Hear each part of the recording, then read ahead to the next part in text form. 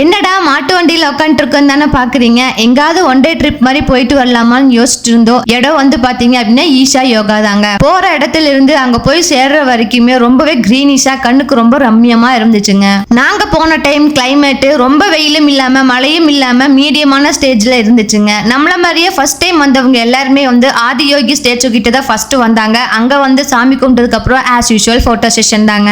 அடிக்கிற சாரல் மலைக்கும் வீசுற குளிர்காத்துக்கும் இதமா சமோசாவும் கையில் அந்த சூடா டீயும் இருந்துச்சு அப்படின்னா ரொம்ப பிளசண்டா இருக்கும் அந்த மொமெண்ட் அப்படிங்கிறதுக்காக பக்கத்துலேயே இருந்த ஃபுட் கோர்ட்ல எல்லாத்துக்கும் ஒரு டீயும் சமோசாவும் சொல்லியிருந்தோங்க. அங்கிருந்த கிளைமேட்டுக்கு இந்த மாதிரி வார்மா குடிச்சது ரொம்பவும் சூப்பரா இருந்த ஃபீலா இருந்துச்சுங்க. அங்க இருந்து ஃப்ரீ செஷனா 15 மினிட்ஸ் யோகா சொல்லி தராங்க. அதை அட்டன் பண்ணிட்டு வாங்க அப்புறம் தியான லிங்காக்கு போலான்னு சொல்லியிருந்தாங்க. அதனால நாங்க அங்க இருக்கிற ஃபுட் கோர்ட் எல்லாத்தையுமே வேடிக்கை பார்த்து போயிட்டு இருந்தோம். அங்க பஸ்ல வந்து இந்த மாதிரி ஃபுட் கோர்ட் மாதிரி செட் பண்ணியிருந்தாங்க. ரொம்பவே இன்னோவேட்டிவா இருந்துச்சுங்க. ஆதி யோகி சிலை கிட்ட இருந்து தியான லிங்காக்கு போகணும் அப்படின்னா ஒரு 3 கிலோமீட்டர்ஸ்க்குள்ள கொஞ்சம் நடந்து போற மாதிரி இருக்கும்னு நினைக்கிறேன். கொஞ்சம் வயசானவங்க நடக்க முடியாதவங்க எல்லாருமே வந்து பாத்தீங்கன்னா இந்த மாதிரி மாட்டு வண்டி யூஸ் பண்ணிக்கலாம்.